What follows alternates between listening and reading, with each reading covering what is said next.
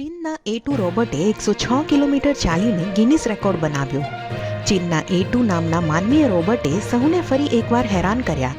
આ રોબોટે 106 કિલોમીટર સતત ચાલીને ગિનિસ વર્લ્ડ રેકોર્ડ બનાવ્યો. આટલું લાંબુ અંતર તે પણ એક પણ વખત રોકાયા વગર, અને ખાસ વાત એ કે ચાલતા ચાલતા જ તેની બેટરી બદલાઈ. 10 નવેમ્બરે શરૂ થયેલી યાત્રા 13 નવેમ્બરે પૂર્ણ થઈ. એકદમ માનવો જેવી ક્ષમતા અને દેખાવ. 175 સેન્ટીમીટર ઊંચાઈ અને 55 કિલો વજન સાથે એઆઈથી સજ્જ. લખેલું સમજે, આવાજ ઓળખે, ચહેરા ઓળખે એટલું જ નહીં, સોયમાં દોરો પણ નાખી શકે.